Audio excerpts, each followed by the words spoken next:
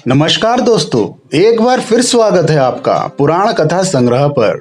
और मैं हूं आपका दोस्त आर्यन। और आज मैं आपको बताऊंगा भगवान शिव के 8 पुत्रों के बारे में। तो क्या आप जानते हैं भगवान शिव के 8 पुत्र कौन हैं? जानिए उनकी रहस्यमयी कथाएं। धार्मिक मान्यताओं के अनुसार भगवान शिव का एक भरा पूरा परिवार है जिसमें उनकी पत्नी, पुत्र और पुत्रियां हैं। लेकिन बेहद कम लोग जानते हैं कि भगवान शिव के 8 पुत्र हैं और 8 पुत्रों ने अलग अलग उद्देश्यों की पूर्ति हेतु जन्म लिया। तो चलिए जानते हैं उनके पुत्रों के जन्म और उनके जन्म का कारण। भगवान शिव के 2 पुत्र भगवान गणेश और कार्तिकेय लोक कथाओं में बेहद प्रचलित हैं। लेकिन बेहद कम लोग जानते हैं कि भगवान शिव जी के इन दोनों के अलावा 6 पुत्र और हैं। यानी भगवान शिव के कुल 8 पुत्र हैं जिनका उल्लेख विभिन्न पुराणों और तांत्रिक ग्रंथों में मिलता है दोस्तों। उनके सभी पुत्रों में से कुछ पुत्र ही मुख्य धारा में पूजे जाते हैं और कुछ विशेष तांत्रिक या क्षेत्रीय परंपराओं में वर्णित हैं। भगवान शिव के पुत्र केवल भौतिक संतानें नहीं हैं, बल्कि वे शिव जी के विभिन्न शक्तिपुंज गुणों और कार्यों के प्रतीक रूप हैं। तो चलिए जानते हैं उनके पुत्रों के नाम। भगवान शिव के 8 पुत्रों के नाम और उनकी कथाएं कुछ इस प्रकार है दोस्तों। भगवान कार्तिकेय का जन्म माता पार्वती और शिव जी द्वारा तब हुआ जब देवताओं को तारकासुर से बचने के लिए शिव से एक तेजस्वी पुत्र की आवश्यकता थी।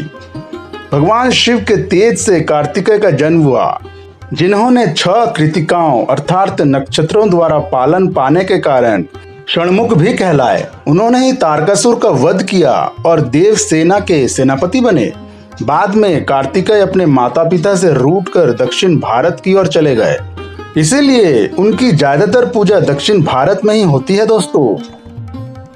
भगवान गणेश कथा के अनुसार माता पार्वती ने स्नान करते समय अपने उपटन से एक बालक बनाया और उसे द्वारपाल बनाया।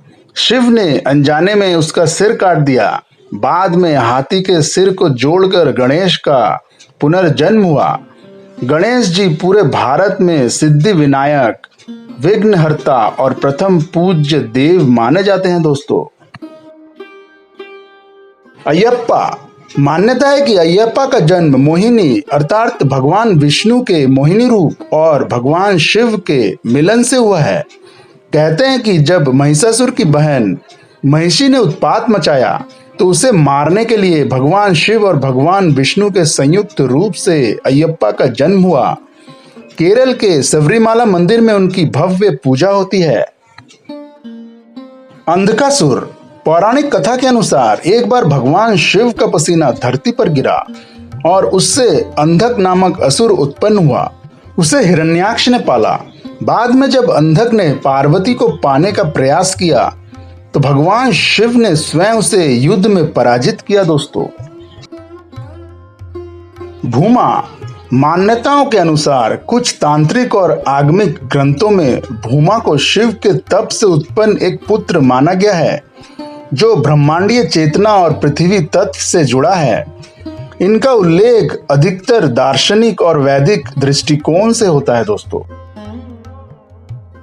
श्रृंगी, कुछ ग्रंथों में यह वर्णन है कि एक समय शिव ने तप से एक पुत्र उत्पन्न किया जिसका नाम श्रृंगी था। यह एक ऋषि रूप में जाने जाते हैं जो शिव ज्ञान का प्रचार करते हैं। इनका उल्लेख प्राय काशी क्षेत्र की पुराण कथाओं में होता है दोस्तों।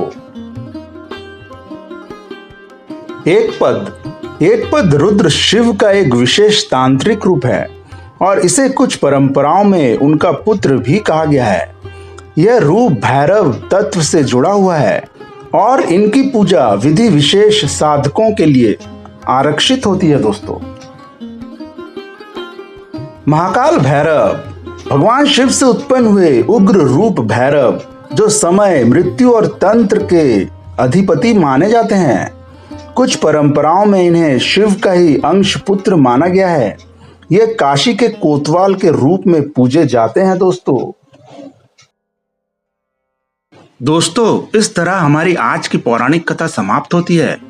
पुराणों में छिपे हर प्रसंग में भक्ति, ज्ञान और जीवन की सीखें समाहित है।